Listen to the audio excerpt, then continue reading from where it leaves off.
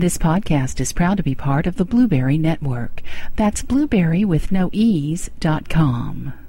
Hey, this is John Lee Dumas of Entrepreneur on Fire, and you're listening to Transpersonal Radio with Angela Lynn Gibson. Remember, your thoughts upload your reality. Think wisely and always prepare to ignite. Welcome to Transpersonal Radio. TranspersonalRadio.com. Real talk for real life. Inspiring podcasts. Exploring personal empowerment and transformation through parapsychology, spirituality, and how your thoughts upload your reality. And now your host, Angela L. Gibson.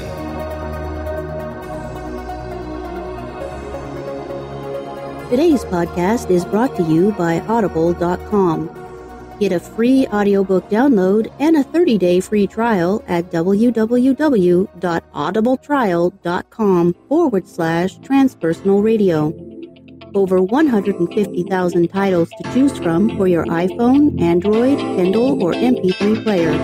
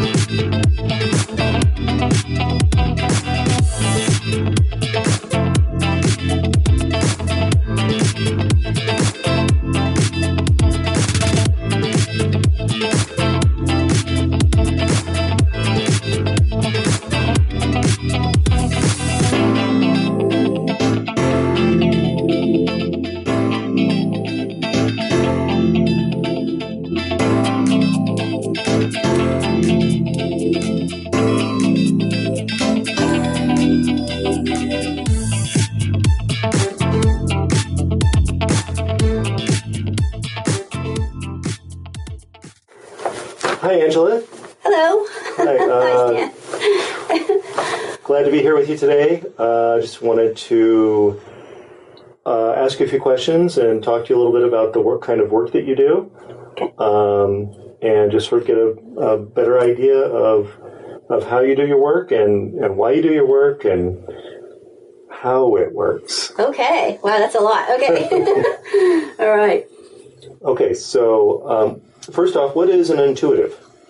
Well, an intuitive is a little bit different than a psychic because we're talking about left and right hemisphere brain function. An intuitive is someone who is mainly using the right hemisphere of the brain, and the right hemisphere of the brain actually connects directly with the pineal gland, or what Eastern philosophies would refer to as the ajna, the third eye.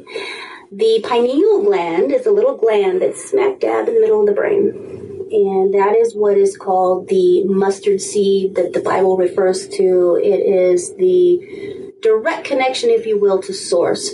So it is the gland that lights up and gives you that direct intuitive connection for you to have downloads of information. Wow. And how do these downloads sort of happen? I mean... Well, it's a little different for everyone. Although there are some basic ground rules, if you will, there are ways that we learn to connect to source. The best way to do that is to get very proficient at meditation. Meditation is sort of the key to... You've got to be able to quiet out the monkey chatter. You've got to be able to get your active brain quiet and get yourself into what's known as a theta state or theta brainwaves. It's similar to what you would be in a dream state, which is why a lot of people, when they're first starting out learning to connect to their intuitive side, they actually are making connections more when they're dreaming, because their conscious mind is quiet and their subconscious can come forth. So I would say, if you're really starting out wanting to learn how to do this, we would go through a series of steps to get really proficient in the meditative state. Get yourself in that theta state. Right. So forgive me if I'm wrong, but didn't Einstein have some of his greatest revelations when he was sort of in a dream state? Or absolutely. He has referenced that he solved some of the major equations of our time and come up with answers to some of the major questions, as did Thomas Edison, as did several of the other great scientists during our known era. A lot of that problem solving occurred actually while in a dream state. And it's interesting because if you talk to a lot of people, they will say, I've been ruminating on this for days. I've been stressing about it. I've been trying to think, how do I solve this problem? And they go to sleep at night and boom, wake up in the middle of the night and they have their answer because they're able to kind of be in that theta state where they're able to connect with, whether you want to call it source or you want to call it, Carl Jung, a psychologist, called it the collective unconscious. There is a theory that there is just a collective soup out there of data that we're all able to plug into if we choose to. So whatever you want to label it, being able to quiet that conscious mind and connect with the unconscious or subconscious mind and get the information you need. Well, right. Okay. Is a psychic different from an intuitive? The simple answer is yes, there is a difference. Psychics typically use the left hemisphere of the brain, which is your analytical or your thinking.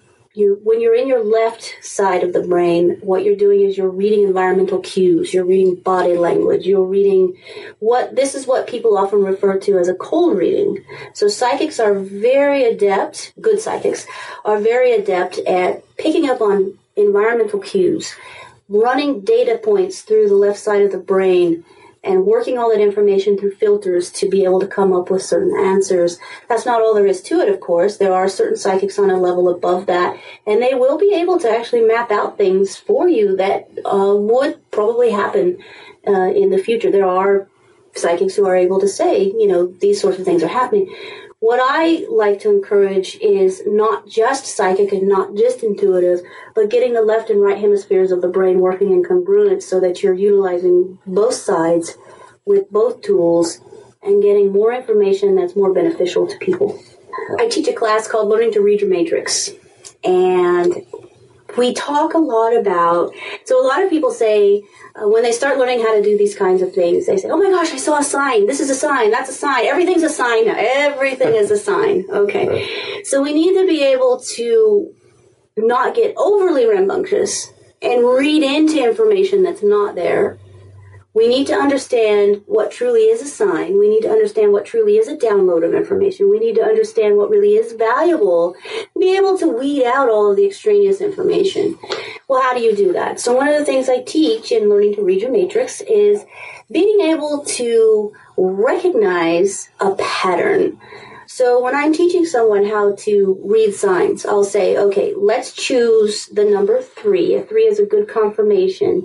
So we're going to send out some information. We're going to ask a question, what I call the ask-receive mechanism.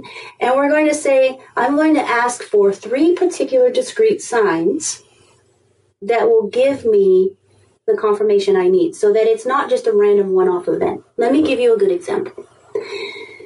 I had a friend who was playing around with some aromatherapy. She had some different essential oils, and she was really into this kind of thing. And she came up with some really unique fragrances and mixes. And so she said, you know what? Hey, how can I bottle this and make money, right? Yeah. So when she does that, it spills all over. Oh, that's interesting. Okay. So she goes on about her business, but she puts that in her back pocket to think about later. And at a later point, she's in the store, she's shopping, and she sees some essential oils, and the thought comes to her again. Wow, I wonder, how could I put all this together so that I could make money doing this? And drops in the store, there it goes all over the floor. She says, oh, number 2. Okay. So you can imagine this happens a third time, comes up again, and bottle falls, it breaks, she spills stuff everywhere. Third sign, well, that's pretty distinct. That's a download of information that says, you're not supposed to be doing this for money. This is not your path. This is not what you're supposed to be doing. So, okay, that's very clear. And so you can follow your intuition. Okay, that's not what I should be doing. Is this something that anyone can learn? Absolutely. So it's a myth that there are special people out there, or there are there are this upper echelon of people that have this special ability, or I stay away from the word gift. I don't like this word gift because it has this connotation that something is bestowed upon someone as a special instance and that sets them apart as royalty. And that's just not the way it is. Every human being with a functioning brain intact is able to have psychic or intuitive abilities. Now, not everyone is going to be a Mozart if they're a musician. Not everyone's going to be Monet or Van Gogh if they're an artist. Not everyone's going to be Stephen King if they're an author. But everyone has the ability to be psychic and or intuitive, hopefully both, at a certain level, and you can work to enhance those skills. Wow. What makes it more prominent in some than in others? Well, typically, you've probably noticed when you're going about your day-to-day business that there are quite a few people who are what are termed sheep or automatons, or, they're kind of just going about their business. As long as they have their income and they have their little setup in suburbia and they have their television and they have their fast food and they have the things that keep them functioning, there's not really much else. They don't really care. The things that happen to people, whether it's coming face to face with your own mortality, whether it's a near-death experience, whether it's having to deal with mortality of those around you, your loved ones, if it's an illness, if it's abuse, anything that is a traumatic, life-altering event absolutely causes people to be much more in tune with their psychic and intuitive abilities, if nothing else, for a survival state. Right.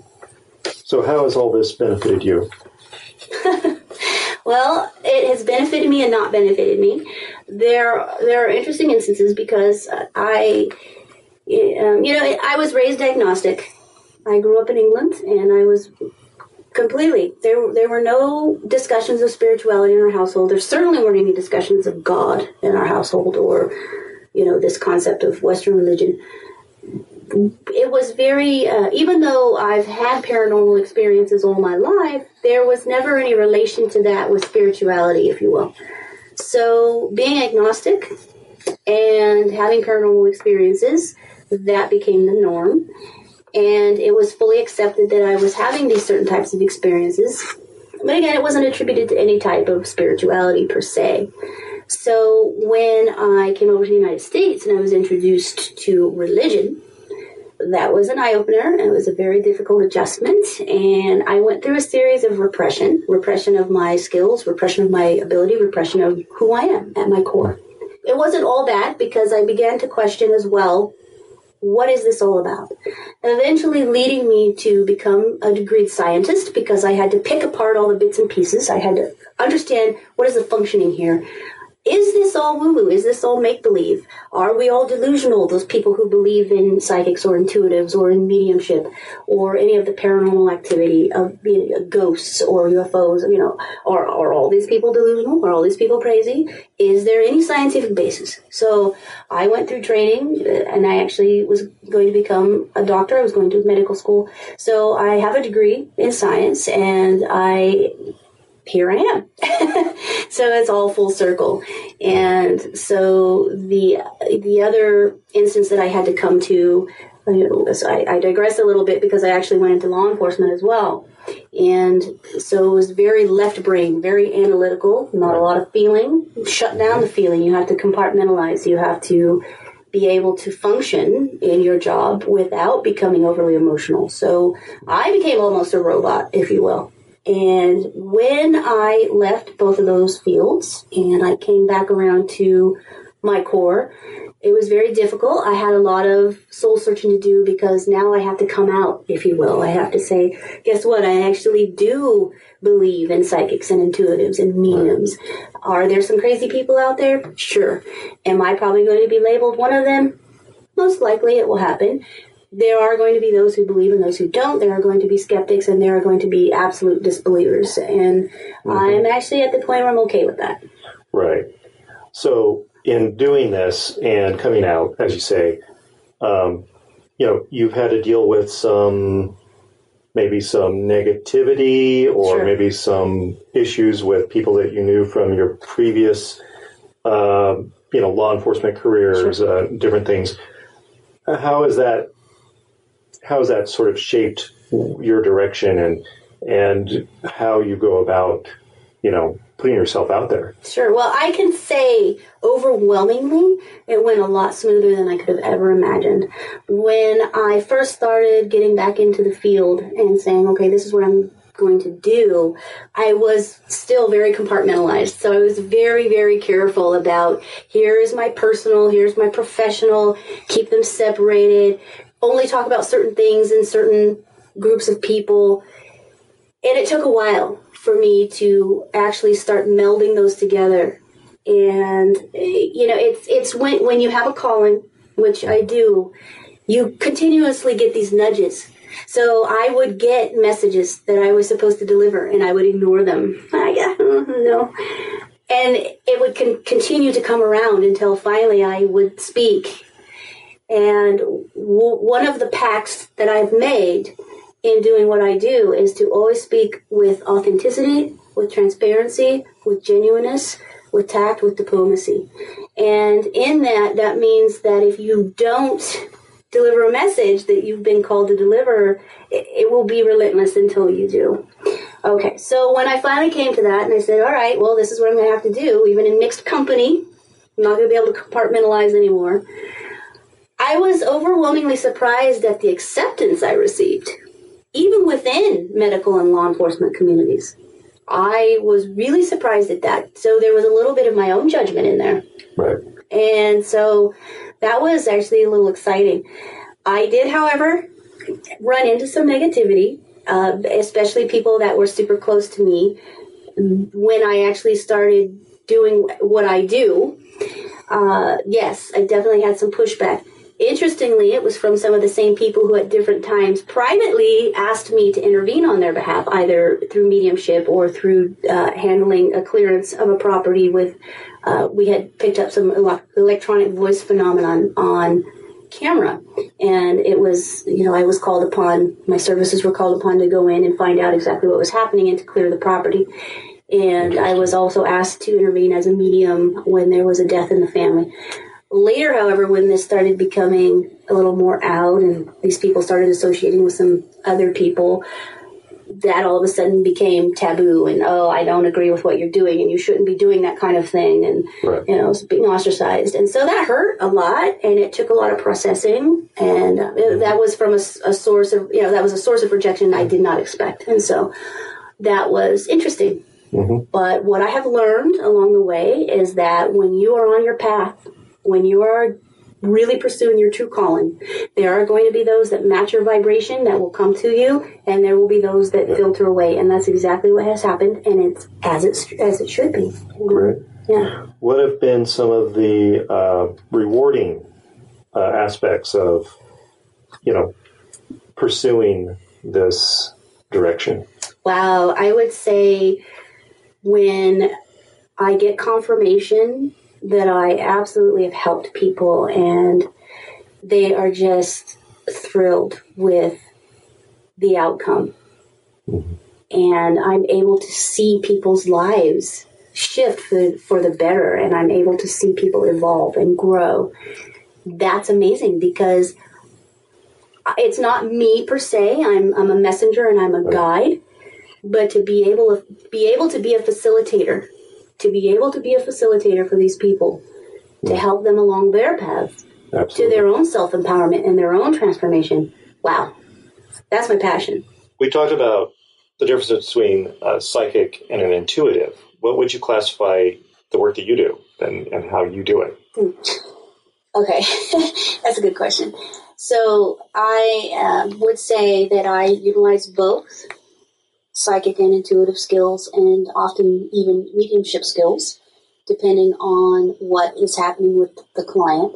So the interesting thing about source or divine coder or creator, whatever term you want to use, God, if that's your term, the source is going to deliver messages in a way that can be received by the person needing to receive a message. Okay. So sometimes that may be simply through a tarot reading. Sometimes it may be simply through asking a question and getting some really sage advice. Sometimes it may be through someone who is a disembodied spirit or a loved one who has passed on, and I might get the message that way. So the message will be delivered in a way that's best received by the querent or the person asking the question. And so how did you kind of realize that that's where you wanted to go with the work? I mean, that you wanted to do that kind of work and that you had the ability to do that kind of work? Okay, so it's a multi-path question. I wouldn't say that I've always wanted to do this work. At times it's even been work that I've tried to shun and I tried to ignore and I tried to block out. It keeps coming back around. So I'm finally just going to do the work I'm called to do. How I'm able to do it, or when I first understood that I could do it, that's as far back as I can remember. I come from a long line of psychics or intuitives or people who are craft workers even. We have that. Again, I have lineage that goes back in England all the way back, so there are strong druid roots, pagan roots, you name it. And so that's always been in my lineage. And it's never been something that's been poo-pooed or something that's been strange or unusual within most of my family. Now, there have been the outliers who have been like, I don't want to think about that. It's too crazy. No. But for the most part, within my family, it's been accepted and it's not anything unusual. Now, whether I was born with it or not, again, I would say that all of us are born with the ability to have this type of skill or skill set, if you will, this toolbox. For me, I would say that it definitely became most prominent when I was very young. I was about 2 years old, and my parents were driving in a VW station wagon, which way back in the 70s, there were no laws to have seatbelts in vehicles, and this station wagon was used, so it was probably even in the 60s that it was built. But my mother had the intuition to actually tie my car seat with rope into the back seat of the car. And as we were driving on the Autobahn, we were going from Germany to Amersfoort, Holland. We had gotten a pretty horrific accident, and both of my parents went through the windshield. And I was cut quite vociferously with glass, but because I was tied in, I'm still here. Now, as you can imagine, a 2-year-old seeing that kind of a traumatic event, that would have life-altering effect. My mother died at the scene.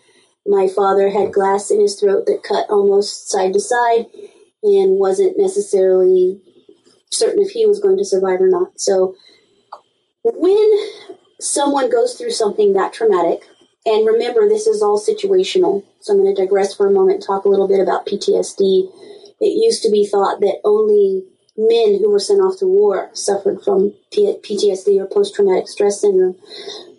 Or post-traumatic stress disorder. It has since been explained that this is situational. So someone going through a near-death experience or someone going through severe abuse or trauma at a very young age could be just as traumatic for them, for their particular filter or their worldview, as a grown man going to war. So, as you can imagine, a 2-year-old toddler seeing their parents go through the windshield, mother dying, father near death. When something that traumatic happens, you actually have a soul contract with your divine coder, and the question is, do you want to step out and go, or do you want to stay? And sometimes, because there are agreements that you've made or life's work that you need to do or calling that you need to fulfill, you will have something that's called a walk-in. And the walk-in is a spirit guide or a disembodied spirit or a past, someone who's on the other side who will agree to come and step in to your physical form and help give you life support to help keep you grounded. And that's what happened to me when I was 2. Wow. I was at the point where I was ready to go.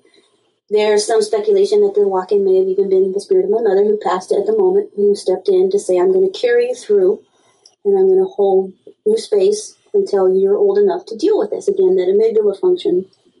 Okay. So, of course, going through those types of events will cause one to be much more in tune with the other side. That what we are experiencing as spirit in human form goes beyond the 5 senses. Right. You get a pretty intimate understanding of that. when you go through that kind of event. Sure. Now, having gone through that horrific experience and coming out of it, did you think that had some bearing on your ability to be able to do mediumship and talk to those that have passed? Absolutely. Being that close to mortality at such a young age gives one, again, a greater understanding that there's not just what we sense with the five senses, with the physical senses. Sure. And as a young child, all growing up, I was always the kid who was talking to dead people. And it wasn't imaginary, it wasn't the imaginary friends, or people want to write it off as, oh, they're just playing games, or they have a really enormously huge imagination. That's really a discredit to a lot of young children, often referred to these days as indigo children, who actually are able to communicate with the other side. Oh, they have an imagination, or that's her imaginary friend. Luckily, I didn't experience that. Again, my family was very supportive in that instance, with saying, it was just accepted. Angela can see. Yeah. People have passed on. And some people maybe have that ability, but they sort of grow out of it, or it's beaten out of you. So you think society has a role in that? It does. Yeah. It absolutely does, because as you mature and you get into the institutionalization of school, and you get into the institutionalization of societal expectation and being able to fit in, and right. Being able to be groomed for, you go to school, you get out, you get married, you have kids, you get a job. Right. You retire, you die. Right? If you deviate from any of that, yeah. Right? Oh, got a crazy one over here. So, it's a great disservice that people lose touch with that creativity, a lot of people. And there are people who suppress it as you get older, as you grow, right? It becomes, we don't have time for silliness. We don't have time for creativity. We certainly don't have time for talking to dead people. You need to focus on your schoolwork. You need to find a job. You need to find a spouse. You need to, there are all these things that you must do to fit into society. And if you don't, you're labeled a crazy person, or, Yeah. And like you said, many times people go through a life-threatening experience and they sort of come back to it, right? They start to decide maybe there is something a little bit more out there than just what my five senses tell me. Absolutely.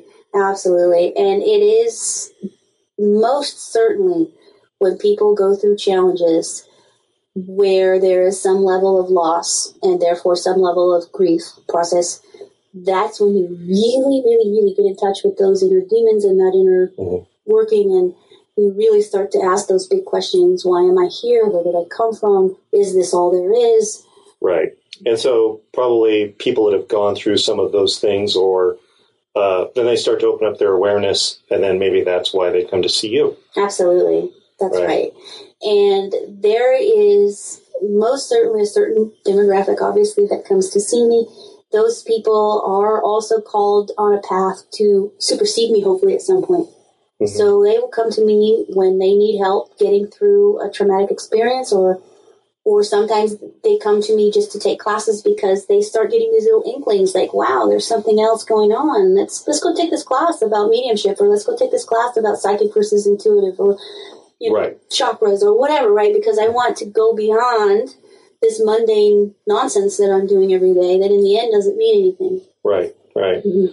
How do you deal with sort of the skeptical, on the fence sort of person that's maybe there's something there, but, they get turned off by, some of the television the woo-woo stuff. There you go. Right. Yeah, we have to sensationalize it, and we have to make it even crazier and outfrank. We have to have it dramatic so people are interested in watch TV, right? I love skeptics. I'm a skeptic. I think people should be skeptics. Let me define that term, because it's been co-opted now to mean complete disbeliever or debunker. A true skeptic is someone who says, maybe, maybe not, I'm not sure, but let's keep an open mind and let's look at what the evidence presents. Okay. Right. So skeptic in that terminology. I am a skeptic, and I hope to always remain a skeptic. There are always going to be people out there who go beyond the fringes.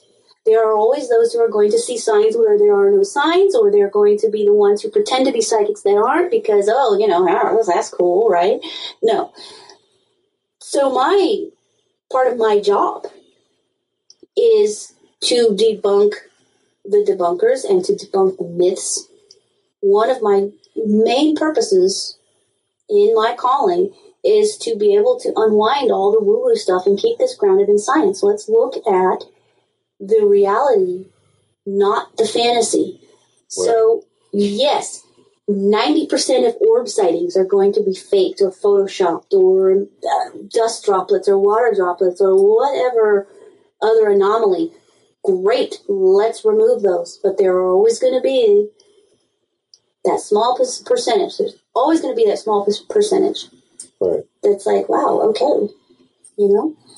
Are there going to be people that fake, mentalists who are able to do more of an illusionist type situation instead of an actual psychic or intuitive connection? Yes. But there are plenty of instances, and not just anecdotal stories, there are plenty of instances that have been supported, not only in a lab. Hans Holzer was a great one who was able to do metaphysical and paranormal studies at universities at the time, and I hope that we come back around to that again, where we were able to do replicatable studies. We were able to do actual events where we were able to say, wow. Yeah. And my message in all of that is, as humans, stop underestimating who you are. You're so much greater than the limitations you put upon yourself.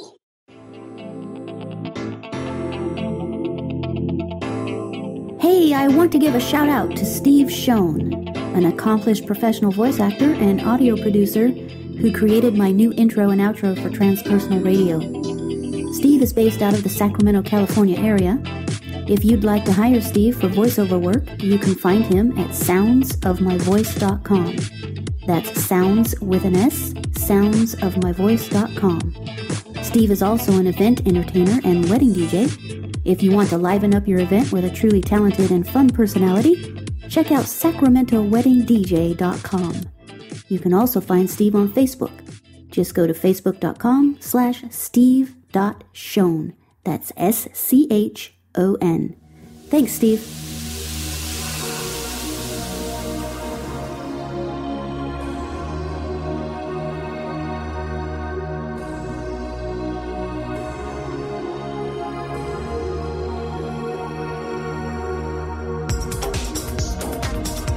Thank you for listening to Transpersonal Radio. If you'd like to suggest a future topic or be a guest, visit transpersonalradio.com. Call the hotline at 619-800-6057 or like our page, facebook.com/transpersonalradio.